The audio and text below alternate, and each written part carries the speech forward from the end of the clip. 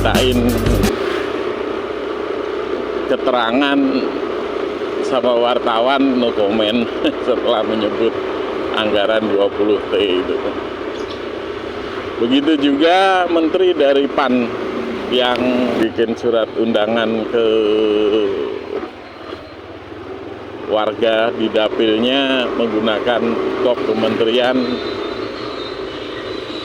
Beliau bilang gini, saya tidak sepeser pun menggunakan dana, sepeser pun, serupiah pun menggunakan dana kementerian. Gitu. Hai Pak Menteri, ini saya orang bodoh. Ketika Bapak memakai undangan yang berkop kementerian itu ada capnya Bapak, cap kementerian, logo kementerian, surat kertas dari kementerian. Itu duitnya kementerian. Walaupun nilainya mungkin kecil, tapi ya seharusnya Bapak lebih bijak lah. Itu duit negara, walaupun 1.000-2.000 perak juga. Begitu Bapak Menteri yang saya hormati dan saya banggakan.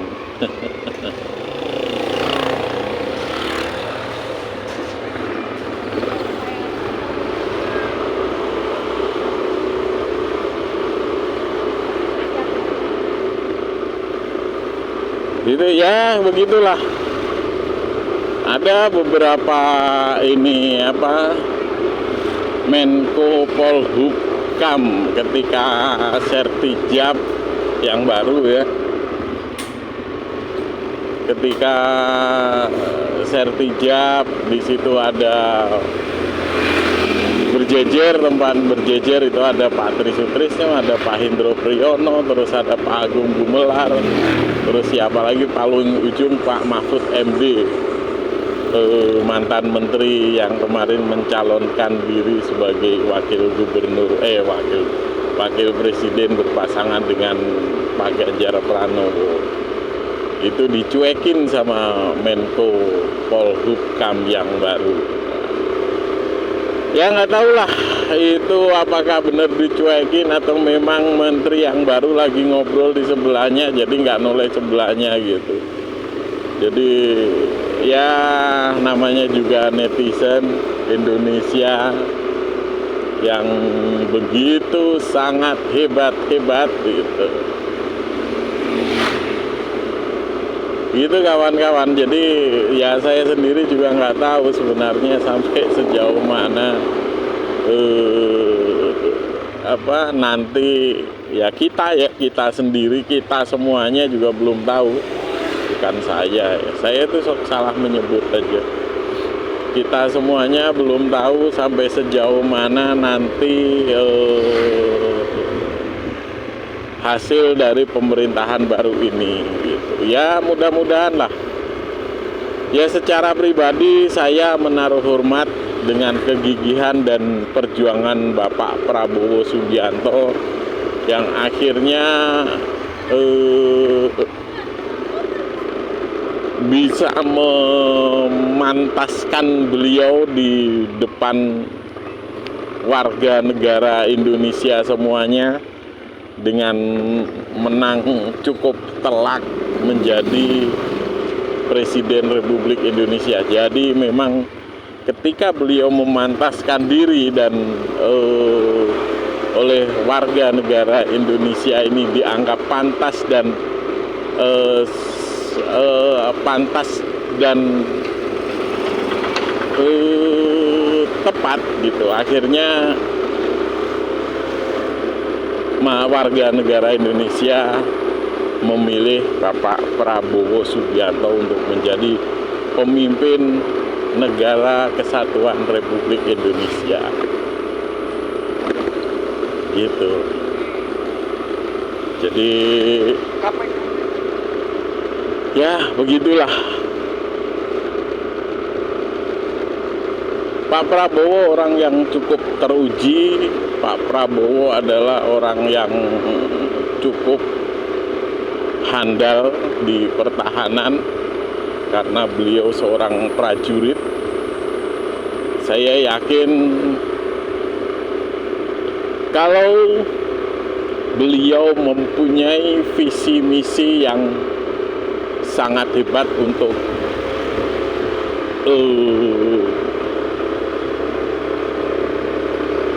bangsa ini, gitu. Ya kita doakan pembantu-pembantunya ini yang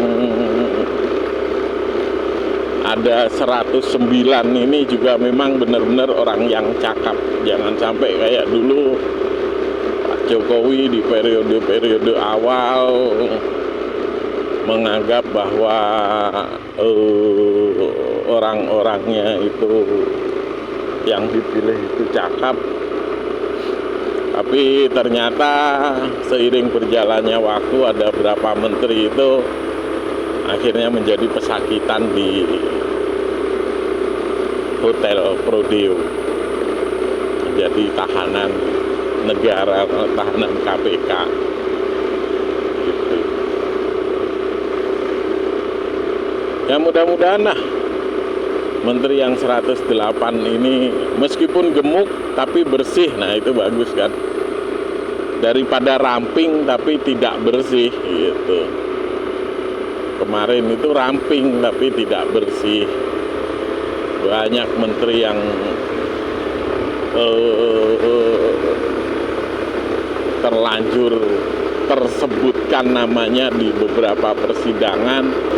Tapi ya mudah-mudahan lah Pak Prabowo benar-benar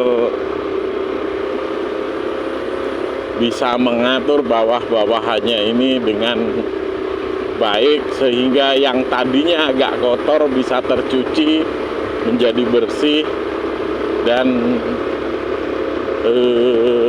yang bersih bisa memberikan contoh tauladan terhadap yang sedikit tidak bersih itu menjadi ke arah yang lebih bersih. Kan mantap kalau gitu. Ya walaupun ada beberapa kabar ya bahwa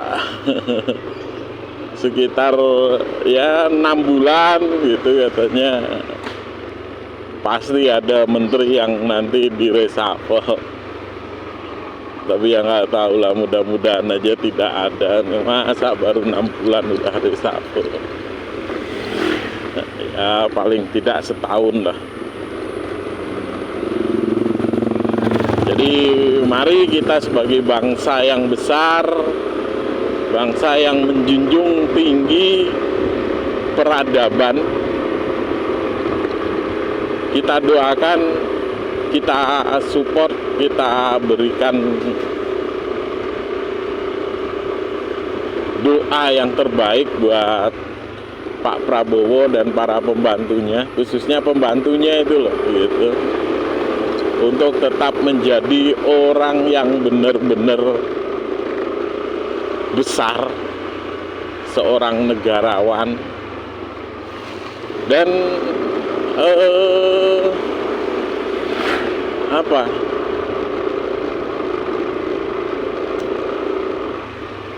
orang yang benar-benar beradab gitu, karena kita adalah negara yang menjunjung tinggi peradaban. Mudah-mudahan para pembantu Pak Prabowo itu menjadi orang-orang yang beradab sesuai sila dalam Pancasila.